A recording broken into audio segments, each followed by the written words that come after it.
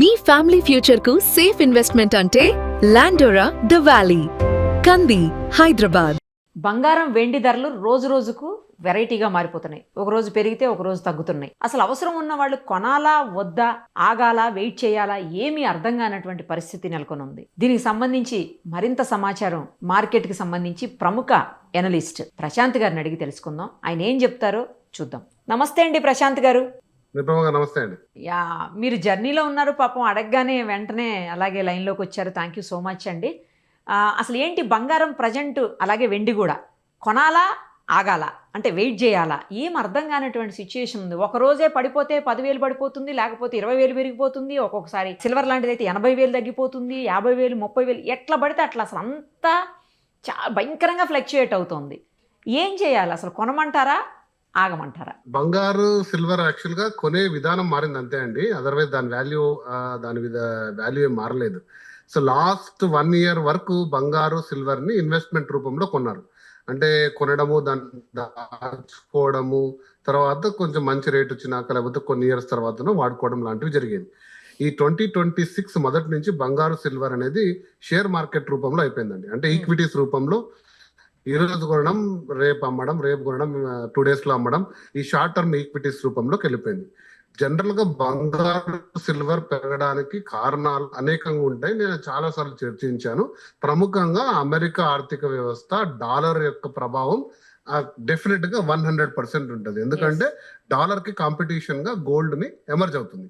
ప్రపంచ దేశాల్లో యుద్ధ వాతావరణం జరిగినా, డాలర్ బలహీనపడినా, లేదా ఫెడ్ ఇంట్రెస్ట్ రేట్స్ కట్ చేసినా, అమెరికన్ బాండ్ ఈల్డ్స్ తగ్గినా, లేదా ఇన్ఫ్లేషన్ పెరిగినా, ఆర్థిక అనిశ్చితి, స్టాక్ మార్కెట్ క్రాష్, ఇలా ఒక 6-7 కారణాలు మనం చాలా సార్లు చర్చించాం. బంగారు ఇస్ నెక్స్ట్ బెస్ట్ కరెన్సీ. ఇది కాకుండా అమెరికా ఆధిపత్యం తగ్గించాలని బ్రిక్స్ దేశాలు ఏదైతే ఉన్నాయో గోల్డ్ ని ఆల్టర్నేట్ కరెన్సీగా తీసుకురావడం వల్ల గోల్డ్ కి లాస్ట్ 1 year గా ప్రముఖంగా పెద్దపీట వేశారు. సెంట్రల్ బ్యాంకులు కొనడం వల్ల బంగారం అనేది అబ్నార్మల్ గా 80 to 100% గ్రోత్ చూసాం 1 year లో. సో అది స్థిరంగా పెరిగింది, ఇన్ఫ్లేటెడ్ ప్రైస్ కాదు. కానీ 26 మొదటి నుంచి వచ్చిందంతా ఇన్ఫ్లేటెడ్ గా జరుగుతుంది. అంటే ఒక్కసారిగా ఈ షార్ట్ టర్మ్ బయర్స్ అందరూ మార్కెట్ లో ఎంటర్ అయ్యి పేపర్ వాల్యూ పడిపోతుందండి. బాగా గుర్తుపెట్టుకోండి. సో ఇందులో చాలా మతలబు ఉంది. నేను ఒక డీటెయిల్డ్ వీడియో సిల్వర్ గురించి మీకు కొన్ని షాకింగ్ నిజాలు చెప్తాను సిల్వర్ అని చెప్పినప్పుడు. ఎందుకంటే అంతర్జాతీయంగా సిల్వర్ ప్రొడ్యూస్ చేయలేని పరిస్థితుల్లో ఉంది. అంత హ్యూజ్ డిమాండ్ ఉంది సిల్వర్. మరి ప్రైస్ ఏమో 1 లక్ష పడిపోతుంది. ఏంటి ఈ కంపారిజన్ అని ఒక డీటెయిల్డ్ గా మీకు అనలైజ్ చేసే విధానంలో చెప్తాను.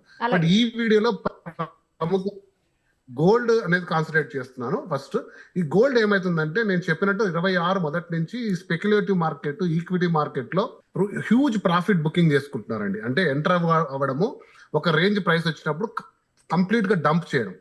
డంప్ చేసిన తర్వాత సాధారణ వాడు కూడా వాడి దగ్గర ఉండే గోల్డ్ ని భయపడి పానిక్ సెల్లింగ్ చేసేస్తారు. పానిక్ సెల్లింగ్ జరిగినప్పుడు మళ్ళీ బై చేస్తారు లో ప్రైస్ లో. మళ్ళీ ఒక అంచనా వచ్చినప్పుడు అమ్మేస్తారు. సో ఇందులో మీరు గుర్తుపెట్టుకోవాల్సింది ఏంటంటే, ఈ ట్రేడింగ్ లో ఎక్కడ ఫిజికల్ గోల్డ్ ఇన్వాల్వ్ కాదండి. పాపం పైనంతా ఈ మార్కెట్ ని నిర్ధారిస్తుందంతా కూడా పేపర్ గోల్డ్. పేపర్ గోల్డ్ అనేది ఈటీఎఫ్స్, వీటిలోనే వాల్యుయేషన్ జరుగుతుంది. బంగారు అనేది బేసికల్ గా, బంగారు సిల్వర్ కూడా అధికంగా కూడా hedge funding, okay, futures and opportunities, వీటి గురించి మీకు ఐడియా ఉంటే ట్రేడింగ్ వాళ్ళకి ఐడియా ఉంటుంది. సో ఇది ఆల్మోస్ట్ ఒక బెట్టింగ్ లాగా అనుకోండి. అంటే ఇంత ప్రైస్ వస్తుందని ఒక బెట్ కింద పెట్టడము, అంత ప్రైస్ వస్తే క్యాష్ చేసుకోవడం, లేకపోతే డౌన్ కావడం. యాక్చువల్గా ఇక్కడ ఫిజికల్ గోల్డ్ ట్రాన్స్ఫర్ చాలా తక్కువ ఉంటది. సో ఈ మార్కెట్ అనేది చాలా 2026 లో హై ప్రైస్ లోకి వెళ్ళిపోయింది. ఈవెన్ సిల్వర్ కూడా యాక్చువల్ గా అంత మొత్తం షేర్లు కొన్న హోల్డర్స్ మాకు అంత సిల్వర్ ఇచ్చేయండి, నాకున్న యూనిట్స్ కంటే ఇచ్చేంత ఫిజికల్ సిల్వర్ లేదు, ఇచ్చేంత ఫిజికల్ గోల్డ్ లేదు. కానీ ఈ ట్రేడింగ్ అనేది డెఫినెట్ గా కూడా ప్రైస్ ఇంపాక్ట్ చేస్తుంది. ఇంకా అన్నిటికంటే మెయిన్ రీజన్, ఈ లాస్ట్ 2 days లో గోల్డ్ అరౌండ్ ఎప్పుడు చూడని విధంగా 10% డౌన్ అయిందండి. మొన్న ఒక 6-7,000, ఈ రోజు ఒక 8-9,000 కలుపుకుంటే 172 నుంచి ఈ రోజు 152, అంటే 20,000, అంటే అప్రాక్సిమేట్ గా ఒక 10 to 12% డౌన్ అయింది. హిస్టారికల్ గా ఇంత కరెక్షన్ అనేది గోల్డ్ జరగకూడదు, కానీ ఒక స్టేజ్ లో కరెక్ట్ అవుతుందని వెయిట్ చేస్తాం, కానీ ఇంత ఎర్లీగా అవుతుంది అనుకోలేదు.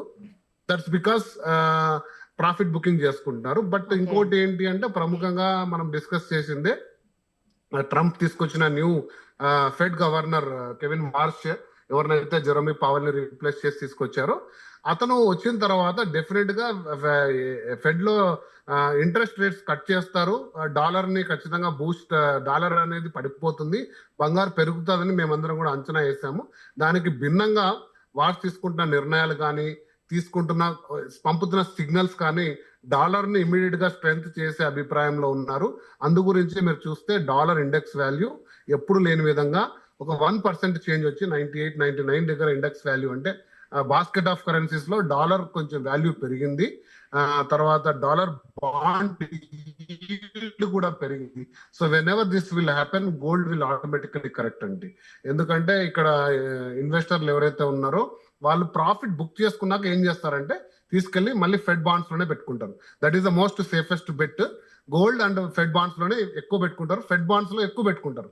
సో కాబట్టి కొంచెం ఇన్వెస్ట్మెంట్ డైవర్ట్ అవ్వడం వల్ల ఈ షార్ట్ టర్మ్ అనాలిసిస్, ఈ షార్ట్ టర్మ్ గ్యాప్ లో గోల్డ్ కొంచెం కరెక్ట్ అనమాట, వాస్తవం. కానీ బట్ నేను చెప్పినట్టు గోల్డ్ అనేది మీరు అడిగిన ఫస్ట్ క్వశ్చన్ కొనాలా అంటే మీరు ఎప్పుడు గోల్డ్ కొనండి, ఏ ప్రైస్ లో అయినా కూడా కొనండి. గోల్డ్ ని ఖచ్చితంగా లాంగ్ టర్మ్ హొరైజన్ లో మీరు పెట్టుకోండి.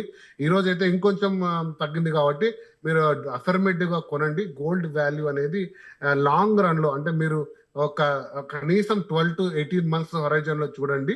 మీకు డెఫినెట్ గా బ్యాంక్ ఇంట్రెస్ట్ కంటే మ్యూచువల్ ఫండ్స్ కంటే కూడా బెటర్ రిటర్న్ ఇచ్చే ప్రాస్పెక్ట్ లోనే గోల్డ్ ఉందండి.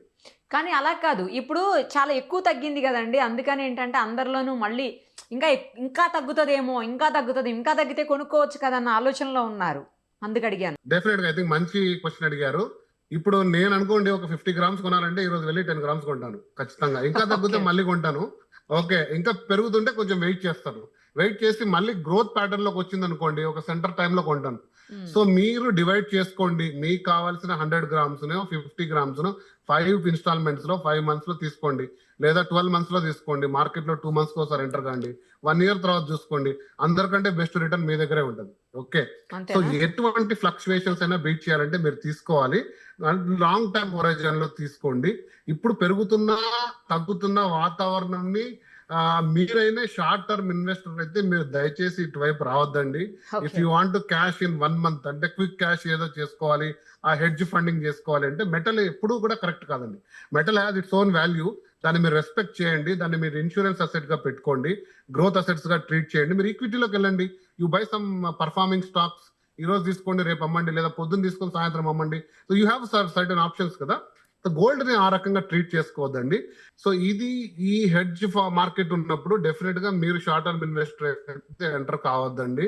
మెటల్ కి లాంగ్ టర్మ్ ప్రాస్పెక్ట్ ఉంటుంది. గోల్డ్ డెఫినెట్ గా లాస్ట్ 7 decades లో మంచి రిటర్న్స్ ఇచ్చింది. 1-2 years గా చాలా అబ్నార్మల్ రిటర్న్ ఇచ్చింది. 2026 and 27 కూడా డెఫినెట్ గా బెటర్ రిటర్న్స్ ఉంటాయి. లాంగ్ టర్మ్ హొరైజన్ లో రండి. ఇప్పుడు పెరుగుతున్న తగ్గుతున్న కారణాలను అనాలిసిస్ చేసి మీరు బెటర్ డెసిషన్స్ తీసుకోండి. షార్ట్ టర్మ్ లో దయచేసి మీరు చేతులు కాల్చుకోవద్దండి. If you are some term long term prospect అయితే ఈ రోజు కొద్దిగా తీసుకోండి. సో డెఫినెట్ గా యూ బై సమ్వేర్, ఇంకా పడిపోతే తీసుకోండి, పెరుగుతుంటే కొంచెం వెయిట్ చేసి తీసుకోండి. గుడ్ సజెషన్ అండి, thank you so much. Thank you.